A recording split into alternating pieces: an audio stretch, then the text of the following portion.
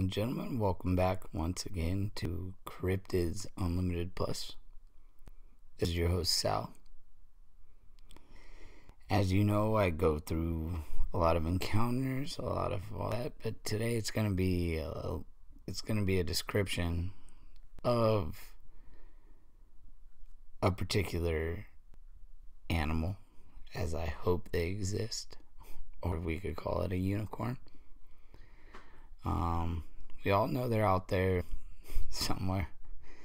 They say North Korea has a few, but you know how it goes. But today, anyways, we're gonna go through a description and a couple encounters, and it's in respect to National Unicorn Day, which happened 2 days ago. I been quite exhausted, a lot of work, but this is something that I really wanted to do because personally I find this creature very fascinating. So with no further ado, let's give some props to Latchkey Brewing. These are my boys. They're out there, just started this brewery about a week ago. So yeah, good job, boys. Your beer's great, and yeah, let's go. Among the more bizarre of sightings, reports of strange creatures and entities are those that seem to describe something from straight out of a fairy tale. It is something I have covered personally, and such real cases never cease to baffle and amaze me. And like I said, this is a narration, so this isn't any of my own work. This is what I find online, and I narrate equally for fairy tales and just as seemingly out of sync with the real world, yet nevertheless often depicted as being real and with sightings, are those reported throughout history of real live unicorns. Far from those reports throughout history, far from being merely the product of myth and imagination, some strange being merely the product of myth and imagination, some strange accounts seem to suggest that there is more to these fantastical creatures than we may think. As bizarre as it may seem, here's a look at odd accounts, both historical and more recent, that point to unicorns as having perhaps existed in some form or other. There is no other fairy tale creature of lore as well known and as beloved as the unicorn, often depicted as a majestic white horse with a flowing mane and a single horn protruding from the center of its head, but also variously as a one-horned deer, ass, or goat. The unicorn has actually been depicted in one form or another for millennia and throughout cultures around the world. Such one-horned creatures have been depicted in art and legend since at least the Mesopotamian era, which is 5,000 to 35,000 BC. And can be found in the legends of such far-flung countries as Greece, India, China, and several countries of Europe, especially in Scotland, where it is to this day designated as their national animal. That's awesome. To me, that's really cool. Someone actually's national animal is a unicorn.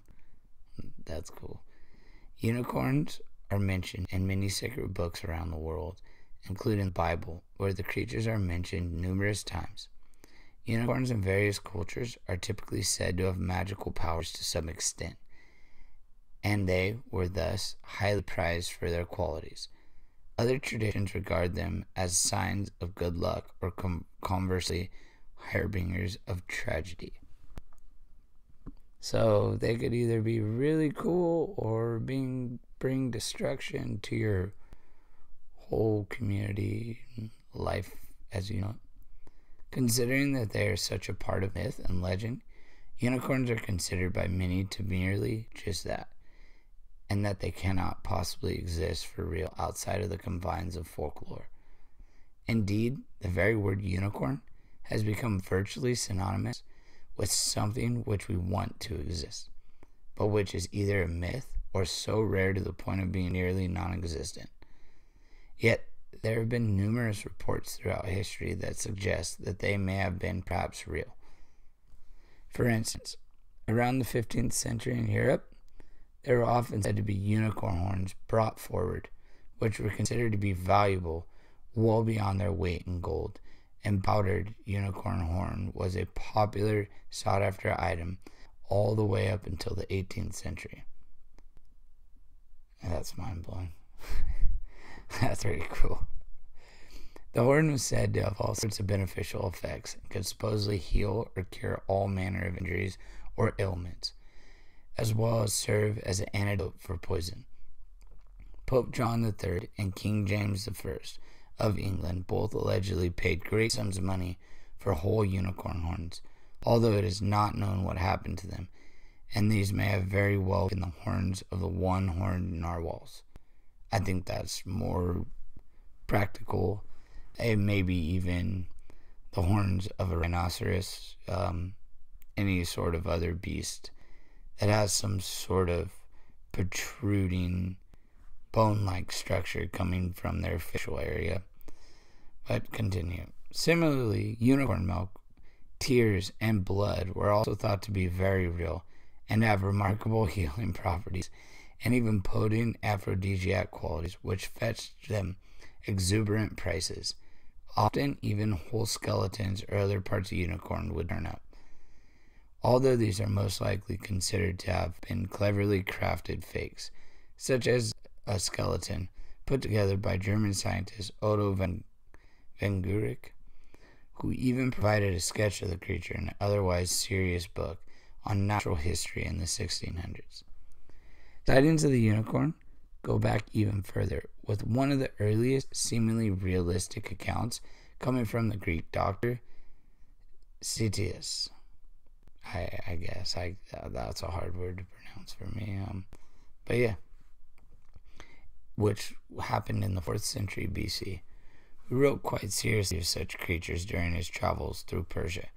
In this case, the animal was described as being a type of wild ass as large as a horse, which had a white body, red head, and bright blue eyes, with a multiple colored horn sprouting from the head, measuring around 1.5 feet in length. These animals were described as being very powerful and fast, to the point that they were able to easily outpace any horse. There is nothing in the account to suggest that this seems as anything other than the real, unidentified beast.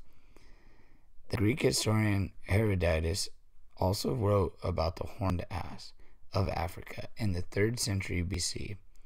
Other travelers such as Pliny the Elder, as well as Marco Polo, which called them ugly brutes, would also write of encountering unicorns during their journeys. Other famous historical figures who claimed to have encountered unicorns were Julius Caesar, Genghis Khan, and the Chinese philosopher Confucius, among others. So they weren't the only, if they were among others. But it has since been speculated that these early reports were most likely misidentifications of some other exotic one-horned animal, such as the rhinoceros, as I said before. That's what I was saying. You gotta put all this together. Or that they were misrepresentations of other horned animals, such as oxen, bulls, ibexes, onyxes, or goats, perhaps stemming from exaggeration or sightings of deformed individuals with some form of genetic mutation, all of which could have been colored by local myth and fit in with the unicorn. A mutation is perfectly feasible, as there have indeed been found one-horned specimens of these animals on occasion. Yet many of these witnesses would have been familiar with some of these other animals to some extent, and don't seem likely to have mixed them up with the supposedly mythical beasts like the unicorn. What did they really see? No one really knows for sure. So pretty much what that sums up is all sightings, everything of a unicorn, which I personally hope exists. I think it'd be awesome. We have this all-white horse, essentially all-white horse. I would call it more of a wild horse, because we think of horse as a domesticated horse, runs around a track, jumps over things, people ride him, blah, blah, blah, blah. They really have no actual, they don't really give us anything. They kind of just give human beings the satisfaction of owning such a beast. But this seems as if this was a complete wild creature that they witnessed. So that's where I think rhinos, a goat, there could be all sorts of goats that are out there. There's millions upon millions of them, and you're telling me one can't actually grow one horn directly out of the middle of its cranium, right out of it, when they grow two out of the side. I think almost having one would be a little bit more feasible, but what we know is that they grow two. And as well, going back, being that they were so valuable, I think that's something that leads us to the fact that were these animals actually harvested for this, so the Pope could get it? Unicorn tears, unicorn blood. I don't know how you get tears out of an animal. That's pretty crazy, but you got to think about it in the sense of they were actually harvesting all these things from some sort of creature at some point to get this whole idea of these animals out there. And they did till this day. We all, I'm a unicorn, I'm the unicorn. Well, yeah, you were going extinct at one point. That's what they were. Alright, so let's go on to the sightings. Sporadic sightings of supposed unicorns have continued right up into the modern day. In 1991, the renowned Austrian naturalist Anton Festix allegedly saw a unicorn while filming a wildlife documentary in the Harz Mountains. He claimed on an interview with the magazine that he had been out on horseback one evening when he saw something he would never forget. He said, "Suddenly, a unicorn came towards me at a gallop. There was a glow of light around the animal. My horse reared and almost threw me. Then just as quickly, it was gone." Once again, a lot of these sightings bring to me some sort of drug-induced, situation, sighting, all of the above. They seem a little bit crazy to me.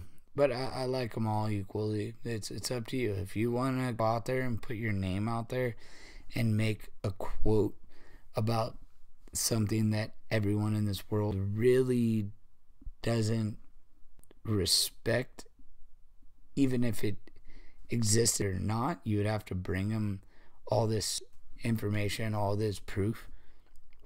I'd still give all these people props for seeing something or another. Alright, so he would tell this account more than once, and Festix even said that he had videotaped the creature, although it is unknown where this footage got off to, and it never did make it into his documentary that he had been filming at the time. Speaking of photographic evidence, there have been several supposed photos and videos of unicorn sightings that have come out over the years.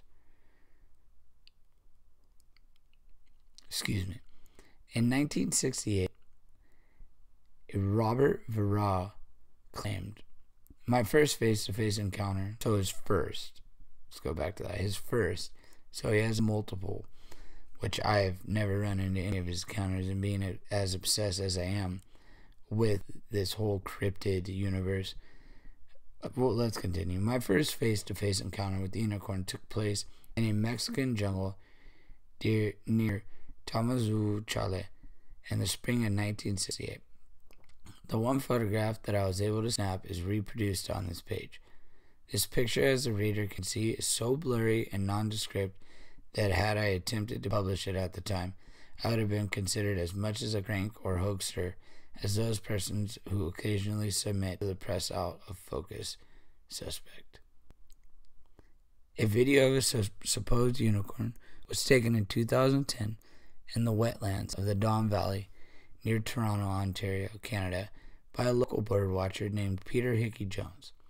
The video seems to show a white horse with a single horn emerge from the trees. This footage was then purportedly submitted to the Ontario Science Centre for Analysts.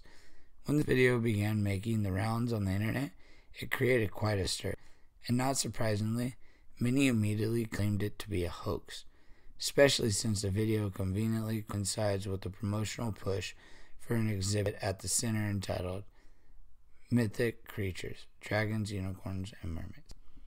It certainly looks questionable, but you can see the video here and decide for yourself. Even more recently is a sighting made in the Highlands of Wick in Caithness, Scotland in 2014. The unidentified witness claims that he was out hiking near the castle of Old Wick when he saw what he described as basically a horse with a horn, which wandered off towards Loch Imprix, to the south of the town. At the time, the sighting became big news in the area, even spawning plans to launch a unicorn safari for any curiosity seekers that came in to investigate. It isn't clear just what the witness saw or what became of this report, but it is certainly odd. Yes, it is extremely odd, and as well what goes into it is the fact that, you guys have multiple, or you guys know, but in Scotland they have multiple different encounters with cryptids. The Loch Ness Monster, for instance. So it's kind of cool, but at the same time, no name, no true video posted. It is what it is, but I still enjoy reading this, and I think it's very awesome. And once again, this is for National Unicorn Day, so to all you believers out there, just don't hate on me for believing in Squatch, and I will always give your unicorn beliefs some sort of backing, because anything can be real out there. Much of this earth isn't explored, and we just don't know what it possibly could be or may be. I mean, it may even be some sort of creature that just morphed. How do you know? It's just not a growth of some sort, but it still would be really cool to actually have clear evidence of a unicorn. That would just be awesome. I mean, it doesn't matter if it's a horse or not. It still has one horn, so unicorn, one horn. What you know how it goes. All right, let's continue. So this is the end of this, but it seems that in this modern world, there should be no place for such mythical creatures anymore, and that they cannot possibly be real in any sense. It seems absurd that anyone could possibly see a real-life unicorn, but there these reports are. One wonders if there is any grain of truth that can account for such reports throughout the ages. Were these misidentifications, mutations, or hoaxes? I would personally go with misidentifications. It'd be quite hard to hoax. Horses are very strong animals. That'd be an interesting situation. But I'd be more on the misidentification side. Oh, excuse me. It's been a long day. If they're real, what could they be? Are they an undiscovered species or a subspecies? Are these unicorns, perhaps? Something more magical in nature? Or maybe something from another dimension seeping into our own? It is unknown, but certainly interesting to think about. So once again, I'd like to thank the author of this, Brent Swancer. Look up to this guy very much. Just couldn't say to look up because I don't really know him, but or I don't know him at all. I just know him from my personal endeavor into the cryptids. But thank you for writing this and giving me something to narrate. And I hope all you guys liked it. Once again, happy National Unicorn Day, which I was a little late on, but I still really appreciate all of you guys watching and everything else. And I'll soon be back with another story that I hope, a couple more people want to hear. But I hope you enjoy this story, or these stories, I should say, the encounters and the description of a cryptid. Truthfully, I don't really go into descriptions much, but I think it's something that I may be going deeper into. But this is your host, Sir Squatchacorn, and I'm signing out. Thank you guys. Once again, props to Latchkey Brewing and to Brent Swancer. Stories were great. The descriptions were amazing. And I'll talk to you guys soon. Peace.